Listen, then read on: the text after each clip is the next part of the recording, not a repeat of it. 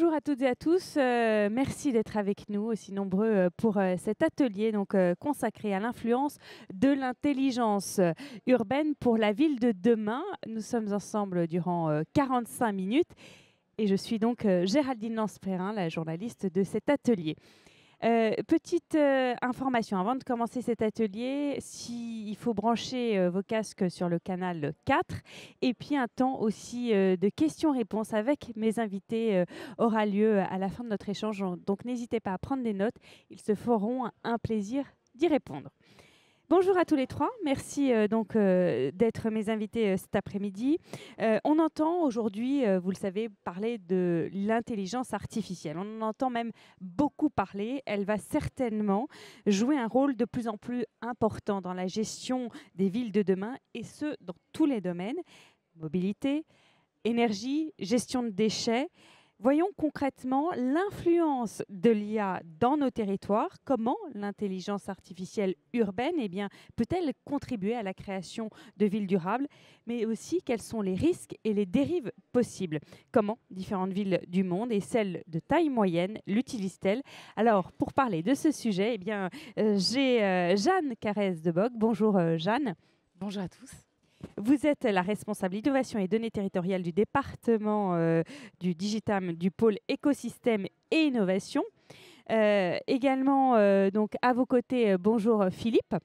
Bonjour à tous. Philippe Sachaud, qui est le directeur de la ville intelligente, de l'innovation et de la ville de Noisy-le-Grand. Mais avant cela, vous avez travaillé notamment chez IBM, où vous avez acquis une grande expérience sur les sujets des technologies numériques.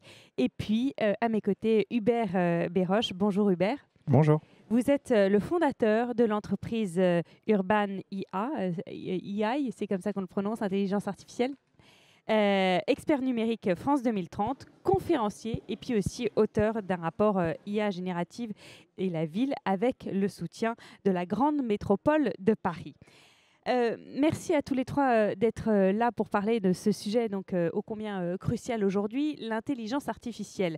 D'abord, Hubert, je m'adresse à vous. Tout a démarré pour vous par un tour du monde pour percevoir l'intelligence artificielle il y a 5 ans. Encore étudiant, et vous partez durant plus de 6 mois et vous visitez une quinzaine de villes, rencontrez beaucoup de startups, aussi des spécialistes, avec quand même un objectif précis, découvrir et analyser les différents usages de l'intelligence artificielle dans les grandes métropoles.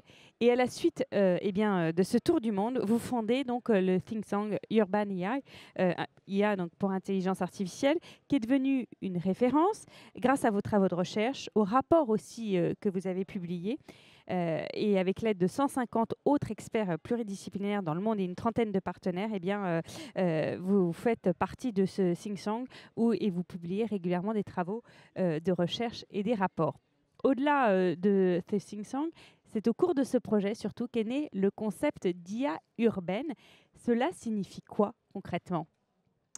Alors, déjà, merci Géraldine et merci pour cette invitation. C'est un plaisir de pouvoir parler ici d'IA urbaine, de vous partager un peu plus de détails en effet sur les travaux qu'on fait avec Urban AI. Donc, alors, c'est en effet exactement ce que vous disiez, c'est-à-dire que ce projet d'Urban AI est né il y a maintenant 5 ans, lorsque j'étais encore étudiant. À ce moment-là, j'étais étudiant en école de commerce. J'avais envie de comprendre sur le terrain comment l'intelligence artificielle va transformer les villes, puisqu'on commençait à lire mes travaux assez marginaux sur ce sujet-là. Ce n'était pas encore au cœur des préoccupations comme c'est le cas aujourd'hui. Ouais. Et donc, j'avais vraiment envie d'aller voir sur le terrain qu'est-ce que ça donne, la ville intelligente et surtout l'IA dans la ville intelligente. Et donc, j'ai entrepris ce tour du monde que j'ai fait en collaboration avec 2 scientifiques. Donc, les 2 scientifiques étaient Cédric Villani pour la partie IA et Carlos Moreno pour la partie plus ville intelligente. Plusieurs industriels donc comme Veolia, Total, Vinci, la Chaire-ETI de la Sorbonne, l'EM Lyon, donc tout un écosystème d'acteurs. Et ce projet s'était aussi fait en fait en collaboration avec Philippe, à l'époque où Philippe était chez IBM, donc avant d'être chez Noisy-le-Grand. Et donc avec tout cet écosystème, j'ai visité 12 villes. 12, ce qu'on appelle souvent des smart cities. Bon, maintenant, je suis assez critique sur ce terme-là. Ouais. Mais en tout cas, on les appelait conventionnellement des smart cities. C'est des villes comme New York, Séoul, Tokyo, San Francisco, Dubaï, Amsterdam, Copenhague, donc plein de villes. Et dans chacune de ces villes, je rencontrais des acteurs à l'intersection de l'IA et de l'urbain.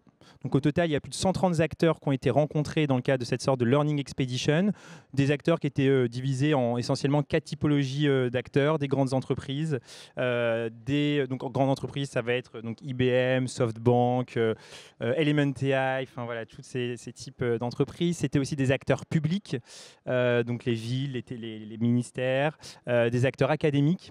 Et enfin, c'était des acteurs un peu singuliers, des philosophes. Enfin voilà. Donc, c'est pendant ce tour du monde, en effet, qu'est née cette idée d'intelligence artificielle urbaine, avec ce constat qu'il y a de plus en plus d'IA qui sont utilisées dans les villes, qu'il y a une forme de prolifération de l'intelligence artificielle, qu'il y a une forme aussi de diversification des IA, c'est-à-dire que de plus en plus d'acteurs différents, avec la diminution des barrières à l'entrée de cette technologie, ça coûte de moins en moins cher d'utiliser de l'IA, ça nécessite de moins en moins de compétences. On parle même en fait aujourd'hui de no-code pour dire qu'on n'a plus besoin parfois de savoir coder pour interagir avec des IA, et c'est ce qu'on voit avec ChatGPT. Et donc tout ça fait que ces intelligences artificielles qui étaient avant encastrées dans des gros projets de Smart City, eh bien, maintenant se prolifèrent par le bas. Quand je dis par le bas, ça peut être par les citadins, par les usagers, par des associations civiles, par des entreprises, par les villes également, dans la ville. Et on se retrouve avec cette réalité urbaine qui est que nos villes aujourd'hui accueillent un nombre croissant d'IA au travers de nous, de nos écrans, des caméras de surveillance, etc. etc. Effectivement, il y a une prolifération de cette IA dans nos villes. Vous l'avez dit, vous avez pu faire le tour du monde et le constater. Mais avez-vous des exemples de cas d'usage concrets à nous donner? En d'autres termes, Hubert, est-ce que vous pouvez nous dire comment une ville, un acteur urbain peut-il utiliser justement cette IA, soit dans ses activités, soit aussi dans les métiers de demain? Alors, c'est une très bonne question parce qu'on se rend compte qu'en réalité, quand vous dites comment une ville peut utiliser l'IA, c'est vraiment l'enjeu, je trouve, parce qu'on se rend compte que les IA n'ont pas été faites pour la ville. Quand je dis que les IA n'ont pas été faites pour la ville, ce qu'il faut bien comprendre, c'est qu'en fait, ce sont des acteurs technologiques, digitaux, qui ont inventé l'intelligence artificielle, donc des acteurs comme Google, des acteurs comme IBM, des acteurs comme Cisco, etc. Et donc, ces acteurs-là ont inventé des IA dans des environnements qui sont digitaux. D'accord. Et en fait, c'est une importance qui est cruciale. Parce que je vous donne un exemple très bête qui peut vous peut-être aider à comprendre en fait ce qui semble très subtil mais qui en fait a un impact assez conséquent. Quand vous êtes dans un espace digital, si vous avez une erreur de code, c'est pas très grave, quoi. C'est-à-dire que sur un réseau social, si on vous a mal cartographié, si on a mal designé l'espace, on va vous recommander un mauvais achat, on va vous recommander sur Netflix un mauvais film, on va vous recommander un mauvais livre. Bon, ça s'arrête là. Il n'y a pas de lourdes conséquences derrière. D'accord. Voilà, c'est OK, c'est acceptable. Dans la ville, c'est un espace qui est physique, politique, concret. Quand il y a une erreur de code, il n'y a pas d'erreur 404. C'est-à-dire que si votre véhicule autonome il est mal codé, en fait, ça tue des gens, ça tue des vies, ça enlève des vies, ça endommage des infrastructures. Et ça, c'est ce qu'on voit se passer aujourd'hui dans certaines régions du monde qui expérimentent des véhicules autonomes avec des intégrateurs technologiques comme Google, qui, eux, sont habitués à ces environnements digitaux, donc se disent, après tout, on fait ça de manière itérative, il n'y a pas de problème. Mais en fait, ça ne fonctionne pas. Et quand ça ne fonctionne pas, il y a des vies qui sont en jeu. Et il y a évidemment, la première préoccupation, c'est ces vies qui sont retirées.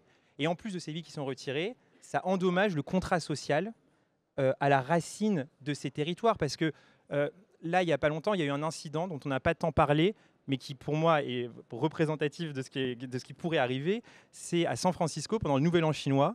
Vous avez un véhicule autonome de Waymo qui, en fait, est allé dans le quartier chinois parce que c'est un véhicule autonome. Et aucun de nous n'aurait fait ça. Mais lui, c'est un véhicule autonome. Il ne sait pas qu'il ne faut pas aller dans le quartier chinois pendant le Nouvel An chinois. Donc, il y va. Il se retrouve entouré de monde parce qu'évidemment, c'est rempli de personnes qui sont en train de fêter le Nouvel An chinois. Et là, on est à San Francisco. Donc, il faut vraiment se mettre à la place de San Francisco. Donc, c'est-à-dire que ville très inégalitaire, ville où l'IA est inventée. Vous avez une classe comme ça qui est en train d'émerger, ultra puissante, et où on a une sorte de société à deux vitesses. Et donc, que font les citoyens qui entourent cette voiture, ils commencent à la fracasser, ils commencent à la violenter et ils commencent à la brûler.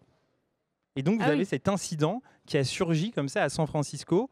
Et vous voyez qu'en fait, l'IA, qui est censée quand même être utilisée pour harmoniser un territoire, pour apporter des bienfaits, peut aussi être véhicule de violence et de déstabilisation si on ne prend pas en compte la complexité intrinsèque aux villes et qui nécessite d'aller beaucoup plus loin que ce que font aujourd'hui les acteurs conventionnels de l'IA. C'est un concept très important, enfin, en tout cas très complexe aussi à prendre en compte. On va voir d'autres exemples où là, ça s'est mieux passé avec l'IA, avec Philippe Sachot, pour la ville de Noisy-le-Grand, qui utilise l'intelligence artificielle, mais pour réduire sa consommation énergétique de 200 bâtiments publics. Rapidement, pour situer, Noisy-le-Grand, c'est 70 000 habitants. Non, à droite de Paris, mais donc je vais utiliser ma main droite, ça sera mieux. Donc 70 000 habitants et vous avez qui a connu une accélération il y a plusieurs années maintenant au moment du développement des villes nouvelles, parce que vous êtes sur le pont d'entrée de Marne-la-Vallée. Et en termes de population aussi, c'est important de le souligner pour bien comprendre, eh bien c'est une population assez mixte avec à la fois des quartiers populaires et des zones pavillonnaires. Je le disais, pour limiter donc les consommations énergétiques et l'impact carbone des bâtiments publics de la commune, eh bien, vous avez eu recours à l'intelligence artificielle. Les objectifs, c'est de réduire la consommation d'énergie de vos bâtiments de 20% sous 2 ans et 50% d'ici 2030. Comment y arriver alors avec l'IA ? Bien, donc Hubert a positionné l'exemple qui tue et en 30 minutes, ça va être difficile de convaincre tout le monde du contraire, déjà. Et effectivement, moi, mon enjeu, c'est au contraire de démontrer qu'une ville moyenne, 70 000 habitants, c'est une ville moyenne en France, est capable de déployer non pas une ville intelligente, mais une ville intelligente, virgule innovante, virgule durable, déjà. Le mot durable est important. 3 adjectifs nécessaires. Donc c'était ça le défi.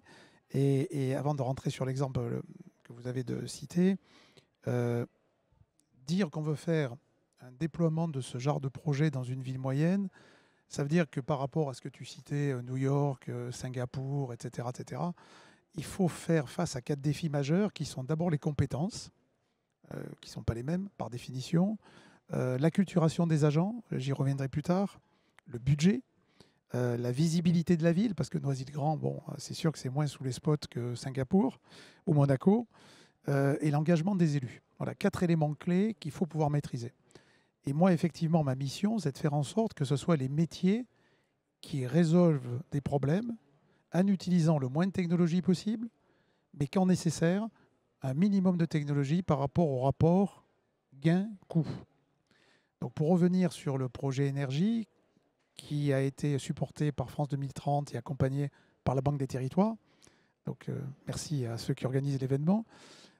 C'est un projet dans lequel nous avons été lauréats en 2023 avec 3 autres territoires français pour, je dirais, réussir le défi d'aller vers ce qu'on appelle, pour ceux qui connaissent un peu le sujet, le décret tertiaire qui demande de réduire de 60% la consommation des bâtiments d'ici 2040. Alors nous, on s'est fixé moins 50 en 2030, moins 20 au bout de 2 ans du projet. Et l'IA est un accompagnateur de ce qu'on va faire techniquement.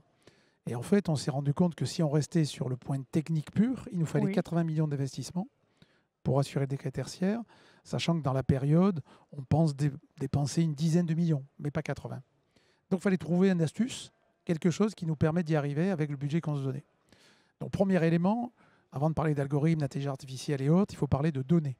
Donc déjà, tous les compteurs aujourd'hui sont intelligents, qu'ils soient de gaz, d'eau ou d'électricité dans les 200 bâtiments publics.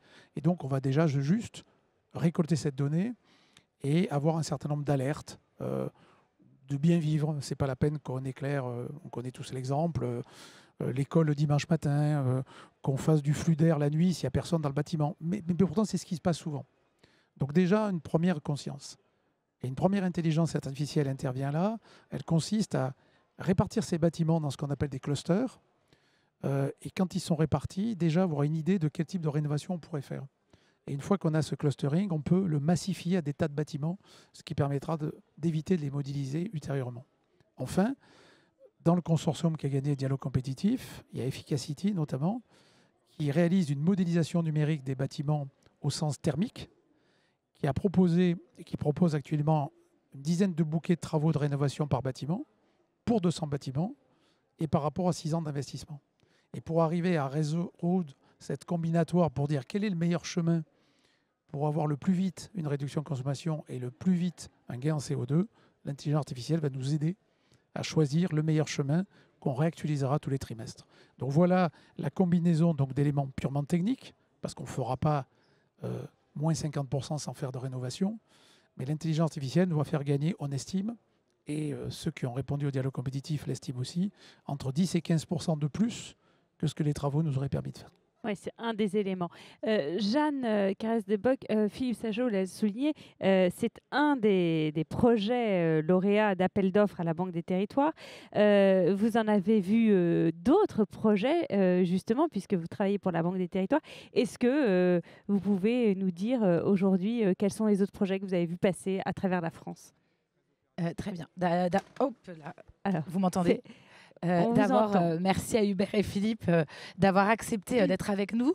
On a 45 minutes donc, pour faire un panel de en quoi l'intelligence artificielle peut être utile au territoire. Et du coup, on va balayer, et ça ira assez vite, un certain nombre de politiques publiques qui peuvent être aidées par l'intelligence artificielle. Donc, si vous souhaitez creuser après, l'idée là, c'est un peu de picorer et de parler aussi des précautions, bien sûr.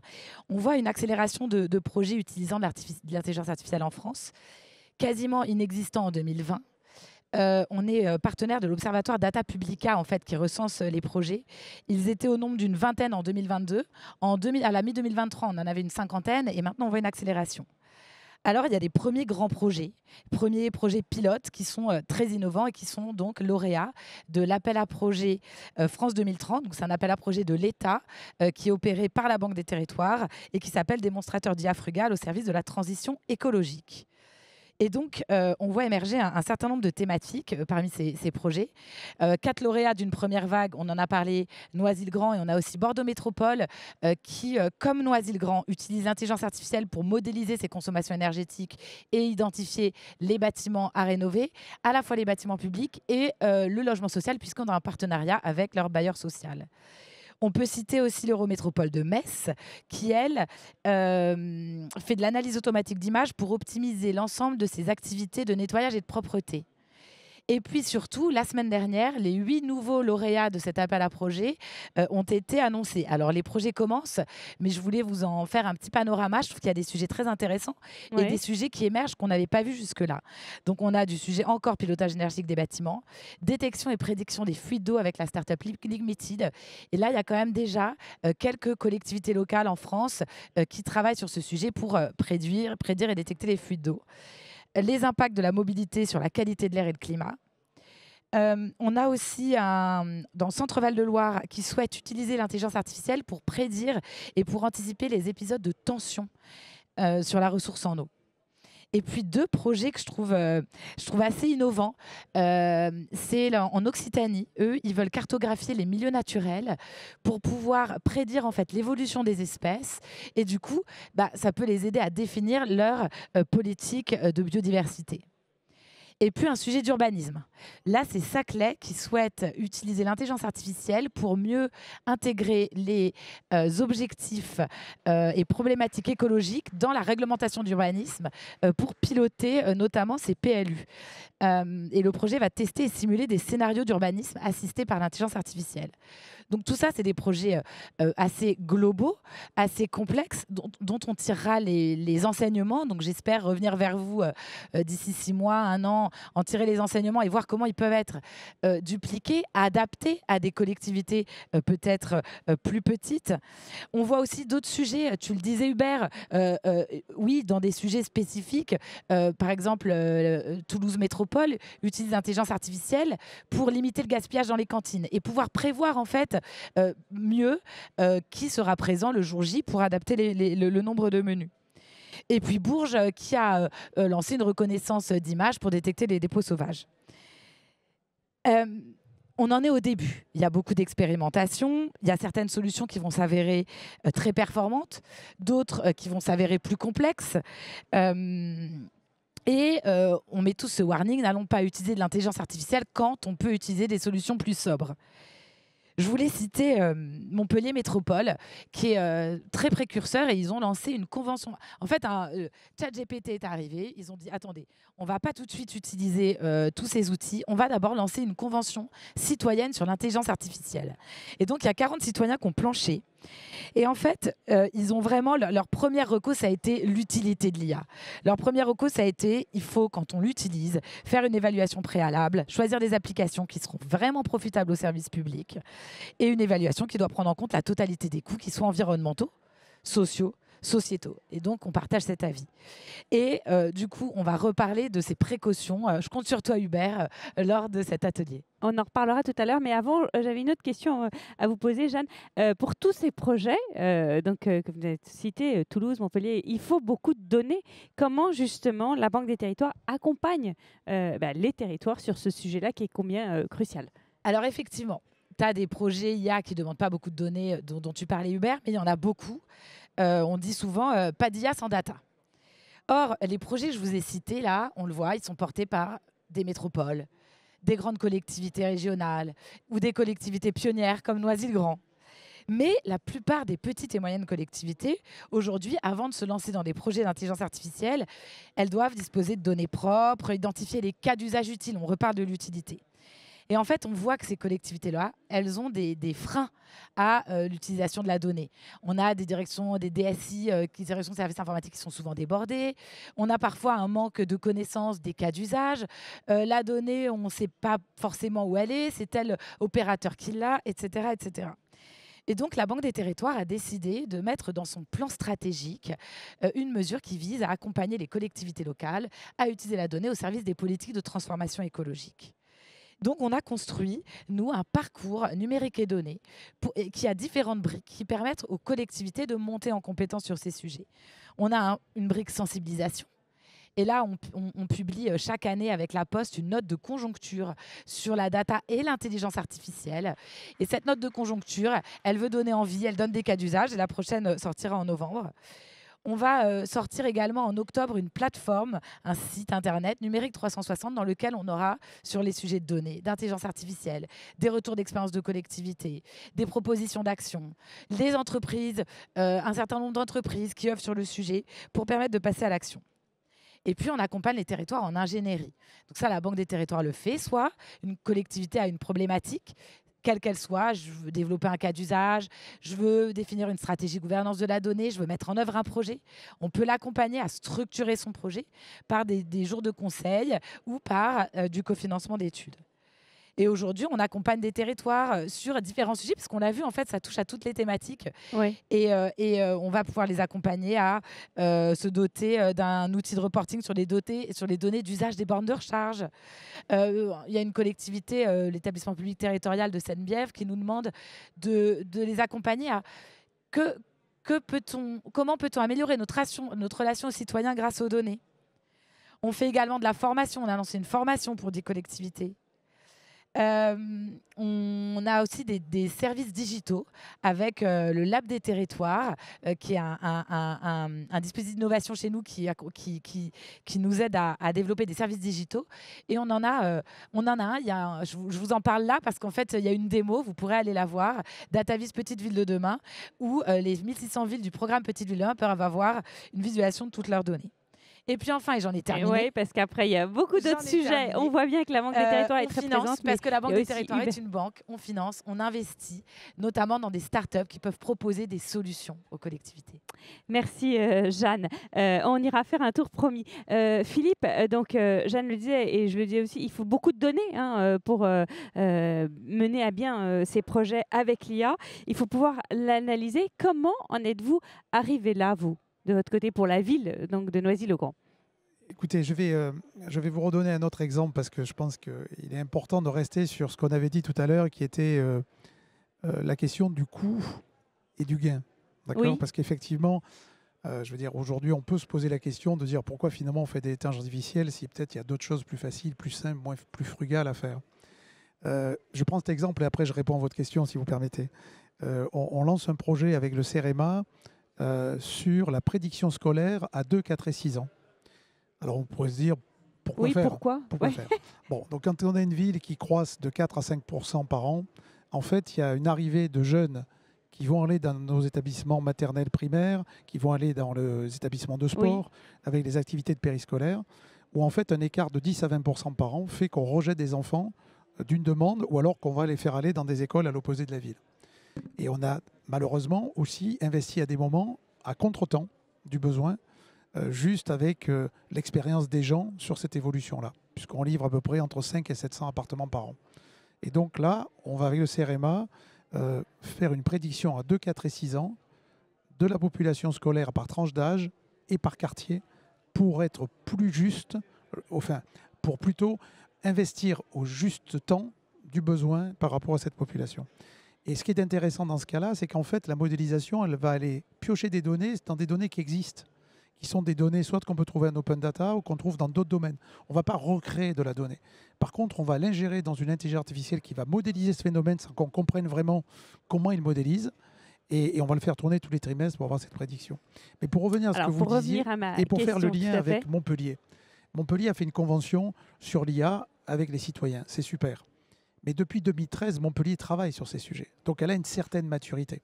Quand on regarde Noisy, on n'avait pas une telle maturité. Et donc le premier écueil, c'est ce que je disais tout à l'heure, c'est finalement les compétences et l'acculturation des agents. Et comment vous les avez embarqués alors ? Voilà, et dès le départ, on part sur une méfiance. Oui. Et donc le premier élément, c'est de faire une acculturation et de reprendre le contre-pied. Le contre-pied, c'est dire aujourd'hui, les GAFAM, finalement, nous bouffent la laine sur le dos, si on veut. Et la question, c'est que de toute façon, ils existent. Et donc, comment on fait, nous, pour tirer parti de la donnée ? D'accord ?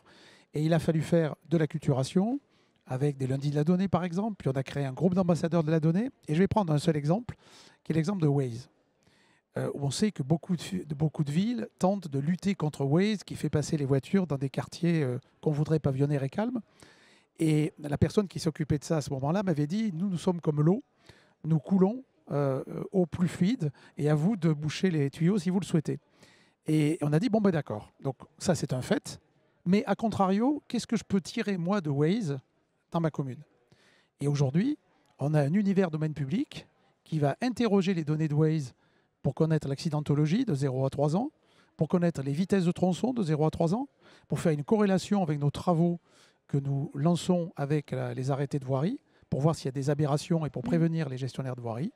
Et voilà une utilisation finalement d'une plateforme à laquelle on ne peut pas grand-chose, mais qui nous rapporte de la donnée pour aider finalement la ville à mieux gérer. Merci pour cet exemple bien concret. Hubert Béroche, on parle beaucoup d'IA générative aussi. Quelle est l'utilité pour les villes ? Est-ce que là aussi vous avez des exemples à nous donner ? Alors absolument, on a fait, juste avant de répondre à votre question, parce que je trouvais vraiment que alors déjà évidemment que tout le catalogue de cas d'usage que nous montrait Jeanne, ça montre qu'il y a vraiment une vraie appétence, et ça montre aussi qu'en fait l'IA peut être vraiment mise partout. C'est-à-dire que en fait c'est une technologie qui vient augmenter à peu près tout ce qu'on veut faire. Et ça, je pense que c'est important de le garder en tête parce que ça permet déjà de dépasser un technosolutionnisme. Quand on comprend que l'IA, c'est juste un outil et que quel que soit à peu près votre métier, quel que soit votre rapport à la ville, vous pourrez l'utiliser, bah, vous n'avez plus envie de constamment vouloir l'utiliser parce que vous comprenez que vous pouvez ou ne pouvez pas le faire. Et je trouvais aussi que l'exemple de Philippe était hyper intéressant parce que ça montre, nous, c'est l'un des enjeux pour nous qui est majeur, ce qu'on appelle l'urbanisation de l'IA. C'est pour ça qu'on parle d'IA urbaine. Et quand au début, je vous parlais de cet exemple de Google, c'est pas pour vous faire peur, c'est pas pour dire ne mettez pas d'IA, mais c'est plutôt pour dire quand de l'IA arrive, essayez de la rendre urbaine parce que vous vous rendez bien compte que vous ne pouvez pas juste la laisser comme ça. Il y a un travail à faire. Et donc, de sensibilisation, de maturité, de formation. On voit avec l'exemple de Noisy-le-Grand que quand ce travail est fait, bah, vous êtes capable d'utiliser un outil comme Waze, de ne plus le subir. Et je trouve vraiment que c'est un très bon exemple parce que moi, que ce soit mon tour du monde ou même quand on fait nos rapports, souvent, les villes se sentent... Les acteurs de la ville, de l'urbain, se sentent dépossédés de leur territoire. Pourquoi ils se sentent dépossédés de leur territoire? Parce qu'en fait, d'autres acteurs font la ville à leur place. D'autres acteurs créent de nouveaux désirs de ville. Google, Waze, Google Maps, Instagram, tout ça, ce sont des acteurs invisibles qui refont des territorialités, des centralités, des spatialités, qui recréent parfois des CBD. Donc, vous voyez, il y a quelque chose qui se passe. Et je trouve vraiment que c'est un très bon exemple ce que vient de partager Philippe, parce que là, on voit qu'en effet, quand on est face à l'eau, il ne faut pas tant essayer de la contrer, il ne faut pas essayer d'employer la force. Il ne faut pas le subir. Exactement. Et donc, et là, je pense qu'en effet, on a un exemple de ce que nous, on appelle urbaniser l'IA, c'est-à-dire des acteurs de la ville qui vont, dans leur complexité, dans leur dimension politique, l'intégrer à leur façon d'être. Maintenant, pour revenir à votre question, on a fait un rapport, je vous ai ramené d'ailleurs des exemplaires en version papier pour ceux d'entre vous que ça intéresse, c'est plus agréable à lire. On a fait un rapport avec la métropole du Grand Paris sur les villes et l'IA générative. Et en effet, on est parti de ce constat qu'il y a énormément de débats sociopolitiques autour de l'IA générative qu'on connaît, fin du travail, certains travailleurs justement qui s'opposent à ChatGPT, mais qu'il y a assez peu de débats, de discussions à l'intersection de l'urbain et de l'IA générative. Donc nous, on a fait ce travail de recherche avec le think tank Urban AI en allant interroger plusieurs villes dans le monde, donc évidemment la métropole du Grand Paris, la ville de Boston, de Winnipeg, de Barcelone et beaucoup d'autres. Et l'un des enjeux, c'était déjà de redéfinir ce qu'est une IA générative. Donc c'est ça que vous pouvez trouver. C'est important, exactement, parce que c'est pas que ChatGPT. C'est plein d'autres choses et ça permet aussi d'ouvrir un champ des possibles parce que ça veut dire que quand vous êtes une ville, vous n'êtes pas forcément obligé de créer votre propre ChatGPT pour faire de l'IA générative. On va en parler juste après. Et ensuite, on a voulu dresser un catalogue de cas d'usage et des recommandations. Alors peut-être dans les cas d'usage, rapidement, il y a un cas d'usage que je trouve assez intéressant qui est ce qu'on a appelé la ville temps réel. Enfin, c'est pas nous qui l'avons appelé, c'est un chercheur qui s'appelle Ariel Neumann qui est au MIT Media Lab, qui est membre de notre réseau de chercheurs. Et il s'est rendu compte que l'IA générative en fait, est très forte pour synthétiser des données hétérogènes et qui sont assez éparses. Donc c'est plutôt pratique.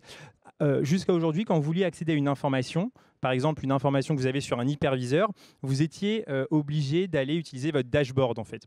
Donc sur votre dashboard, vous alliez faire une requête où vous alliez essayer de trouver la bonne donnée. Ce que va permettre l'IA générative, c'est de synthétiser des informations existantes et de vous les retranscrire en langage naturel.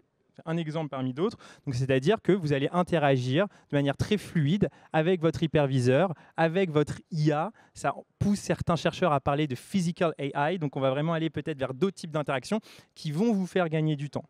Et donc, ce dont on se rend compte vraiment, c'est que ce que va permettre l'IA générative, c'est un gain de temps assez considérable pour retranscrire des réunions, pour accéder à de l'information, pour cibler de la donnée. Donc ça, c'est peut-être un premier cas d'usage qui est assez intéressant. Il y en a d'autres dans le rapport qui ne se limitent pas à ça, mais je ne veux pas non plus peut-être monopoliser la parole sur ce sujet. Peut-être juste un dernier point très rapide sur les chatbots. Parce qu'en fait, je vois vraiment que c'est un sujet qui fleurit. Oui, de plus en plus. Oui, je pense que vous l'avez aussi remarqué. Ce qui est peut-être normal parce que notre manière de voir l'IA générative, ça a été via ChatGPT, qui est en fait un chatbot. Et donc, ce qui est complètement légitime, beaucoup de villes se sont dit, nous, on veut créer notre propre chatbot. Pas que des villes d'ailleurs, des administrations. Oui, aussi, en France ou partout dans le monde. Je crois que ce dont il faut se rendre compte avec ces chatbots qui utilisent des LLM, c'est que de par la typologie de ces algorithmes, en fait, ils hallucinent. Ce sont des IA qui vont halluciner, c'est intrinsèque à leur modèle. Et donc, il y a un risque non négligeable qui donne de la mauvaise information.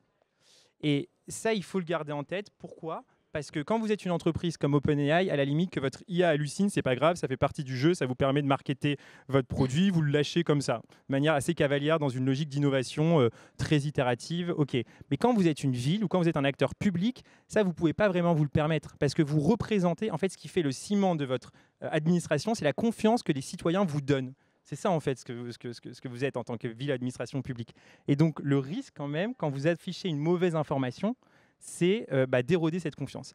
Ce qui veut juste dire, ça ne veut pas dire n'utilisez pas d'IA générative, ça ne veut pas dire n'utilisez pas de chatbot, ça veut juste dire quand vous le faites, prenez en compte des précautions qui existent, des mécanismes technologiques, juridiques qui vont vous permettre d'encadrer ça et de ne pas juste lâcher votre chatbot dans la nature. Et justement, c'est ma prochaine question. Les précautions à prendre, quelles sont-elles ? Je vais intervenir là, si vous permettez, même si vous ne posez pas de questions. Parce que justement, cette intelligence artificielle dans ce contexte-là, moi, je vais préférer parler d'intelligence augmentée. Et l'exemple qu'il a cité, nous, on voudrait l'appliquer. Je dis on voudrait parce que pour aujourd'hui, on est plus à une évaluation du sujet.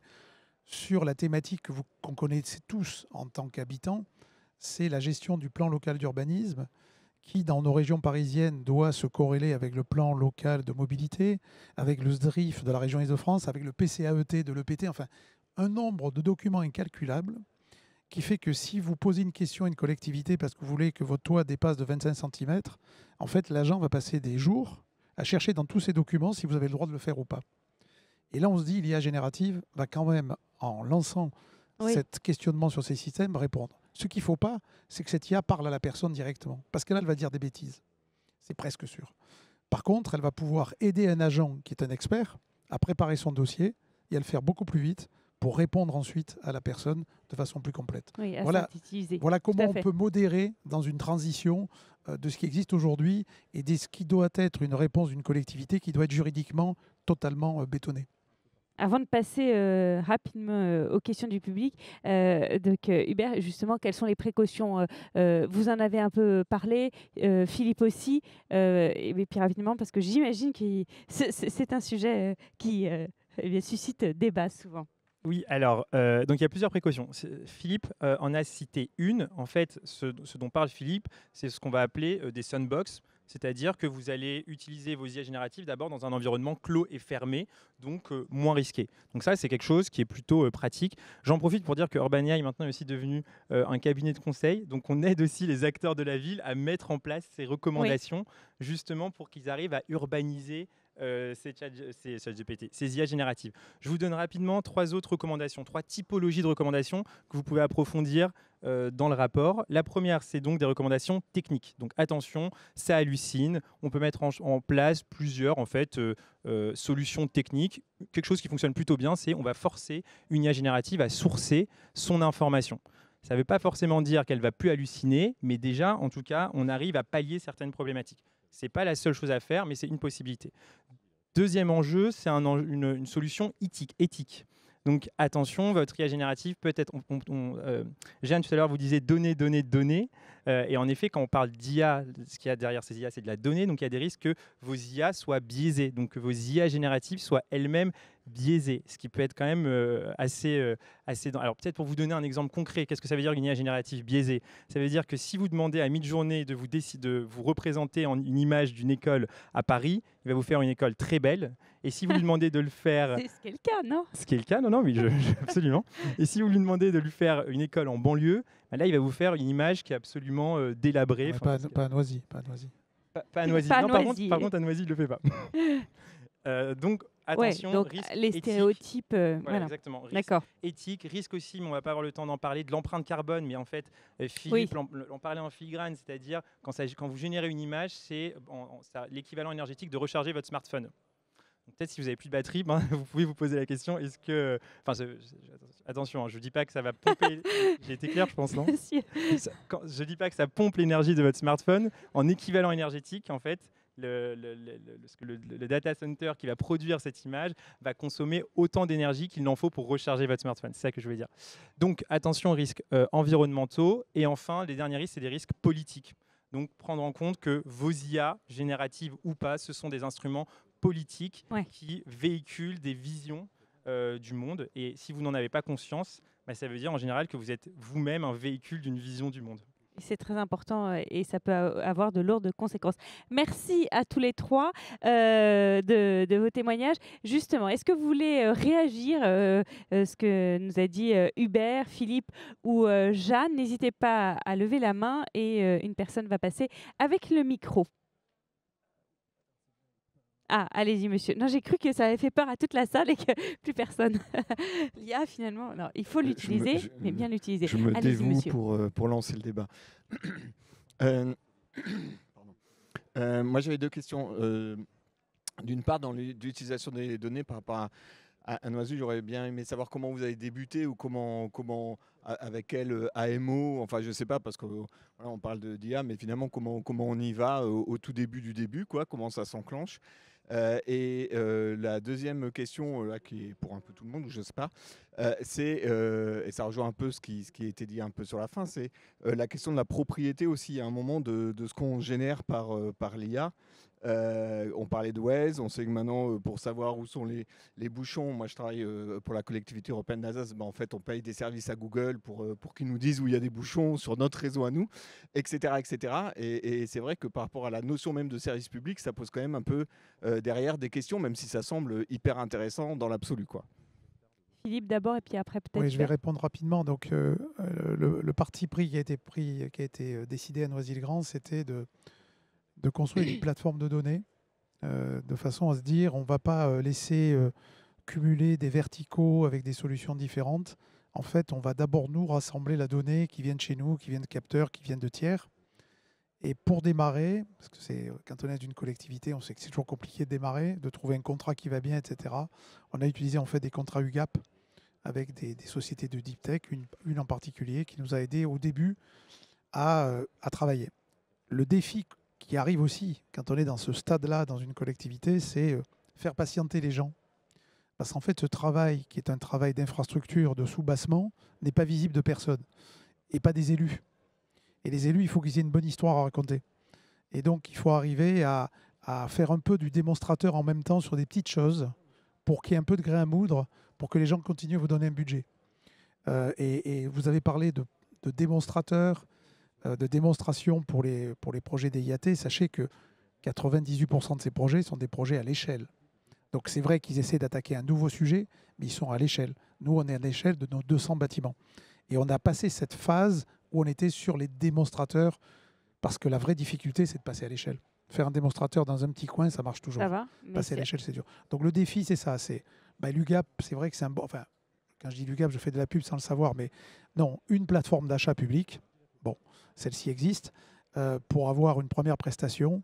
On avait démarré au tout début par une maturité numérique de la ville, où il y a eu une interview d'une quinzaine de services, de façon aussi à identifier quels étaient les services qui avaient le plus d'appétence. Parce que le vrai danger, c'est qu'il y a une équipe qui pense à ça, avec des services qui ne suivent pas. Et là, c'est terrible. Vous faites, parce que j'aime bien dire un effet waouh, mais il n'y a pas de suite, quoi. Voilà.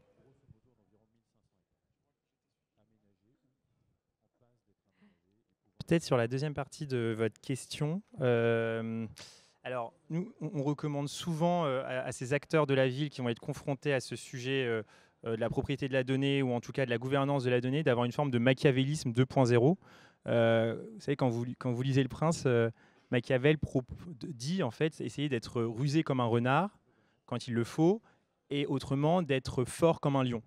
Et donc, il y a des moments où il faut être rusé comme un renard, et c'est ce que font certaines villes, c'est-à-dire avoir une fine connaissance de certains procédés techniques et technologiques qui vont vous permettre de contourner des problématiques. Peut-être pour être concret là-dessus, parce que ça peut faire sinon, par exemple, vous pouvez utiliser, en utilisant certaines IA génératives, de la donnée synthétique. Donc, à certains moments, vous n'êtes pas forcément obligé d'avoir la donnée. Vous pouvez contourner cette problématique en ayant recours à de la production de données synthétiques. Donc ça, c'est quelque chose qui peut fonctionner.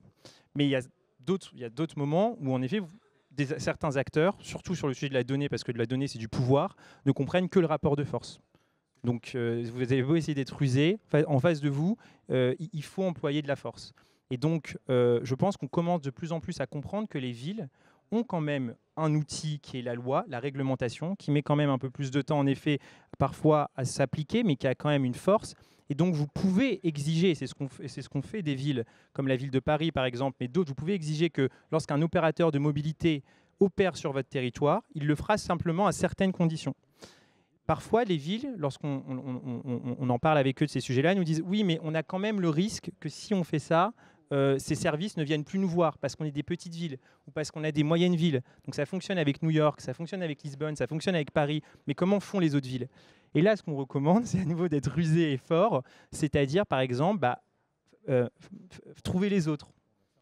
C'est-à-dire, unissez-vous. C'est ce qu'on fait aux États-Unis, une alliance qui s'appelle The GovAI Alliance. C'est une alliance de 400 villes, administrations territoriales. Il y a la ville de San Antonio, il y a la ville de San José. On les avait reçus il n'y a pas longtemps chez Urban AI. Et ils sont partis de ce principe-là. Ils ont dit, bon, on en a marre un moment que les acteurs technologiques nous disent, nous, en fait, on peut se passer de vous. Donc, on s'unit Et d'une voie commune, on dit maintenant, il y a ces règles-là. Donc si vous avez envie d'opérer sur notre territoire, ça va se passer comme ça. Et si ça ne vous convient pas, attention, parce que ce sera pareil à côté, ce sera pareil derrière. Et depuis, non seulement ils sont plus facilement montés en compétences, donc c'est-à-dire que ça aide aussi à s'acculturer sur ces sujets-là, mais ils ont obtenu plus de force, plus de poids dans la balance. Il y a donc beaucoup de précautions à prendre. Merci beaucoup à tous les trois d'avoir été là aujourd'hui. On peut effectivement les applaudir, mais pour leur témoignage et on voit bien que l'intelligence artificielle peut être puissante pour aider donc les acteurs de la ville à optimiser ce qu'ils ont déjà, ou que ce soit dans le trafic routier, également dans leur bilan carbone, dans leur empreinte énergétique, mais qu'il y a de nombreuses précautions à prendre. Merci à tous et bon printemps des territoires.